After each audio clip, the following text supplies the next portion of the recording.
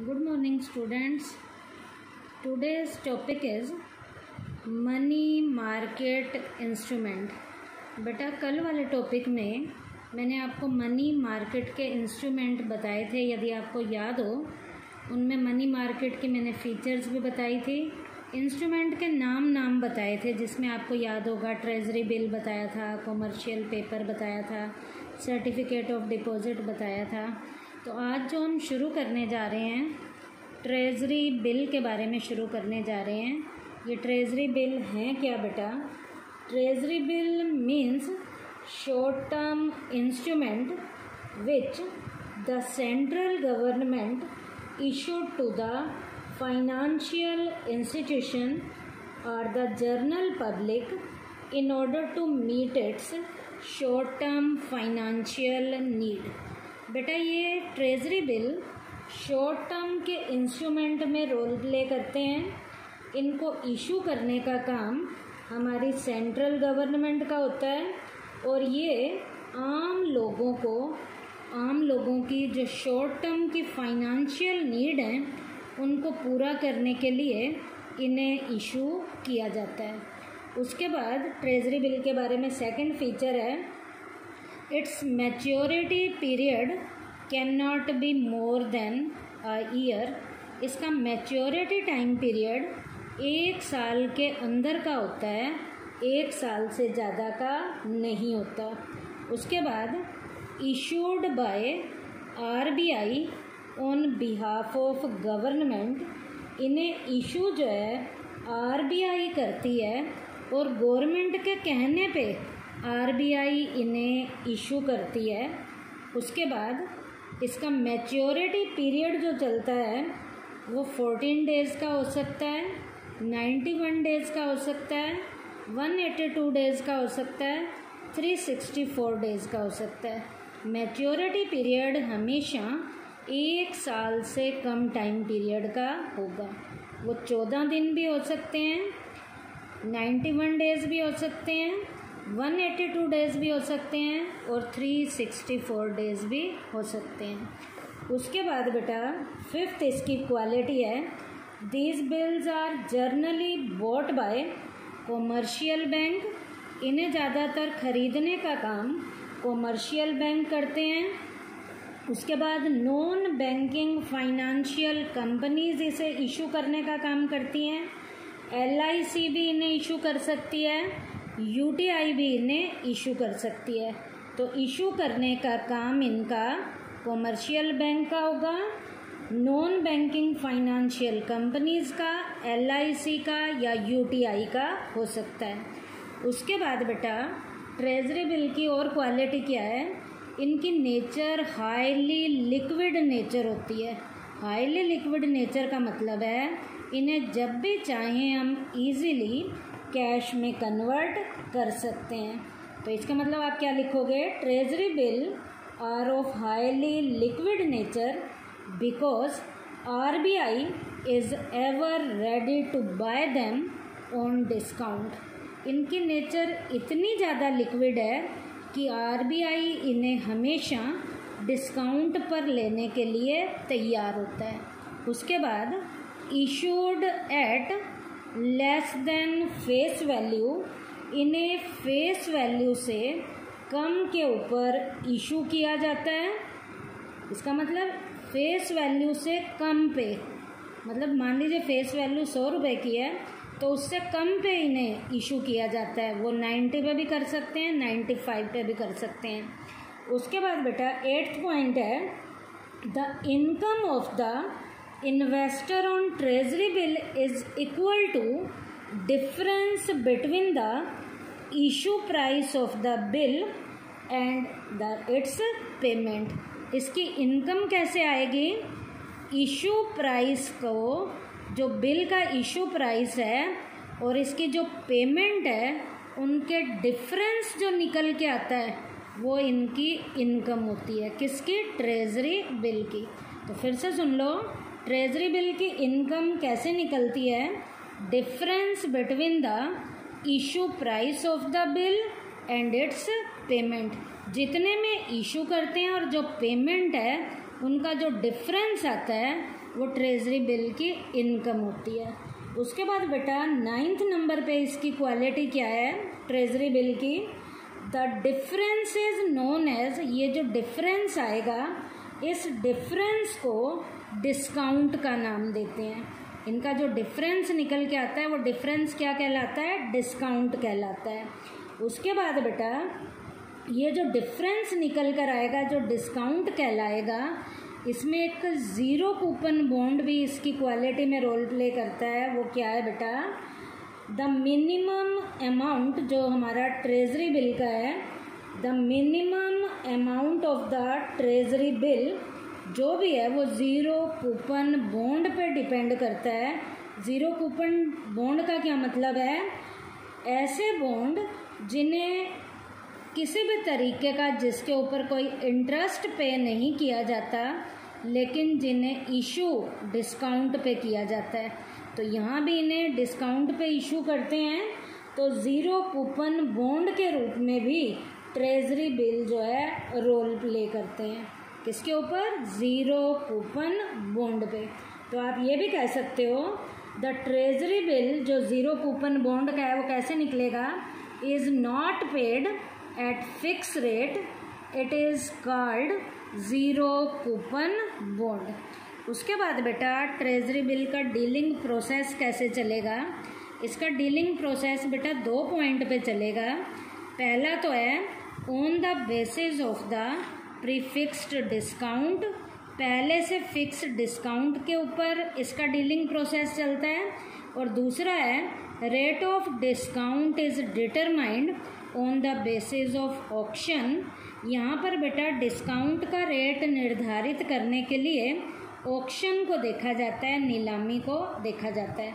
तो पहला जो था on the basis of prefix discount, वो कैसे होगा, मान लीजिए बेटा a treasury bill of face value of ₹1 lakh for a period of 91 days is issued for ₹95,000। 1 lakh के हैं और उन्हें 95,000 पे इशू किया जा रहा है। इसका मतलब जो है 5,000 रुपया यहाँ जो डिस्काउंट है वो यहाँ पर प्री फिक्स्ड डिस्काउंट के रूप में रोल प्ले करता है कि 1 लाख की कोई चीज़ है 95,000 में दी जा रही है, तो 5,000 रुपया इसका क्या है, डिस्काउंट है।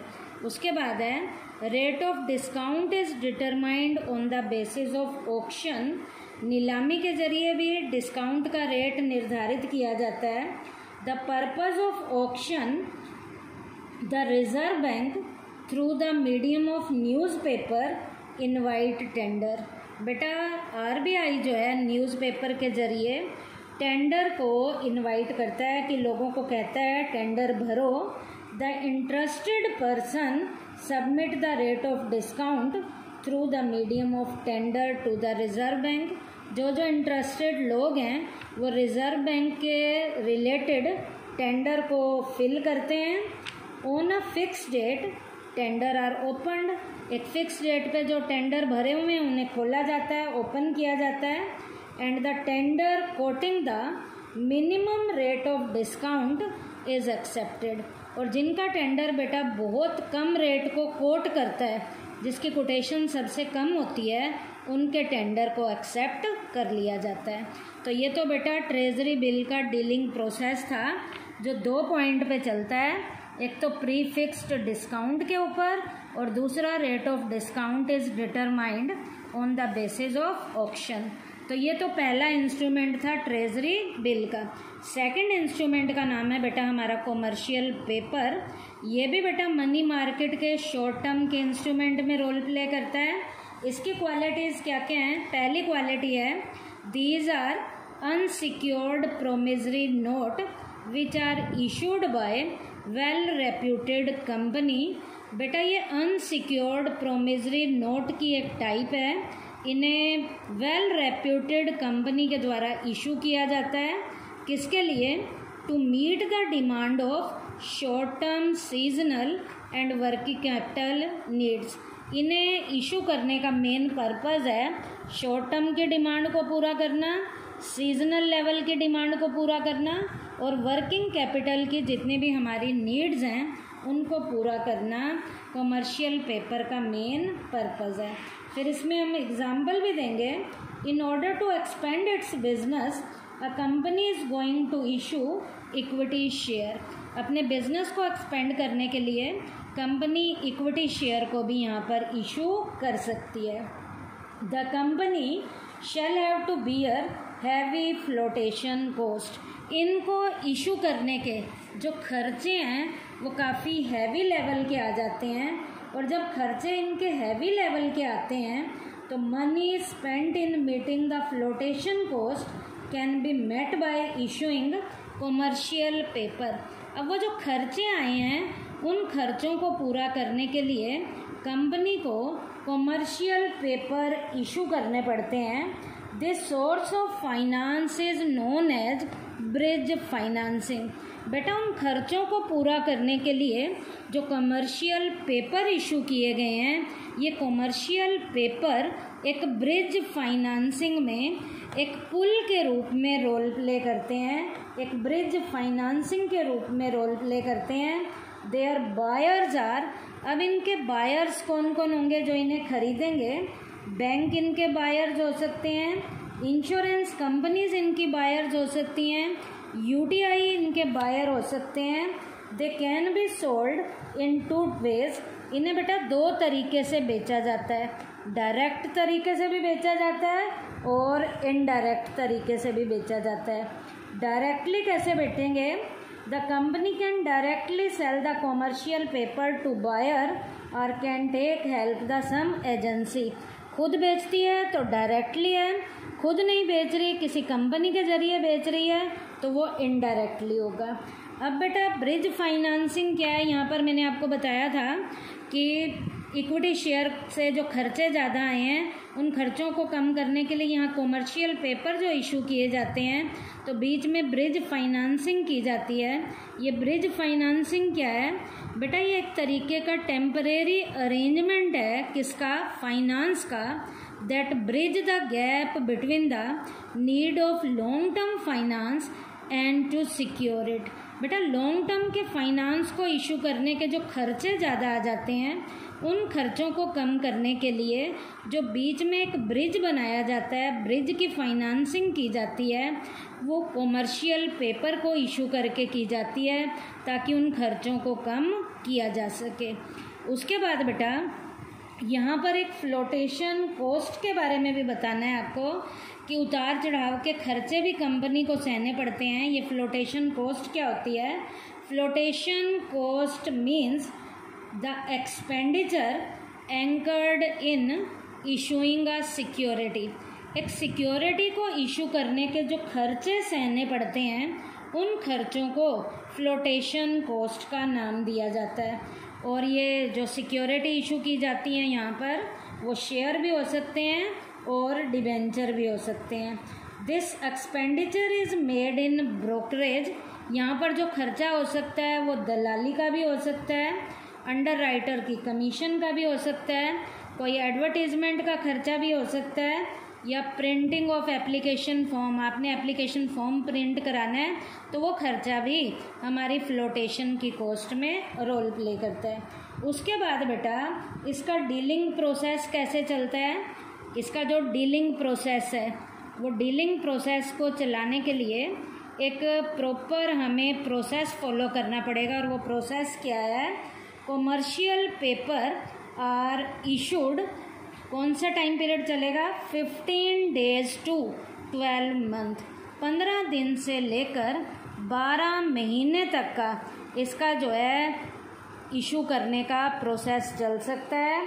There is no active secondary market. इनको इशू करने की कोई भी एक्टिव लेवल की सेकेंडरी मार्केट भी नहीं है। The issuing company buy them on request. Issue company जिनको ये इशू किए जाते हैं उनको रिक्वेस्ट पर ये इशू किए जाते हैं।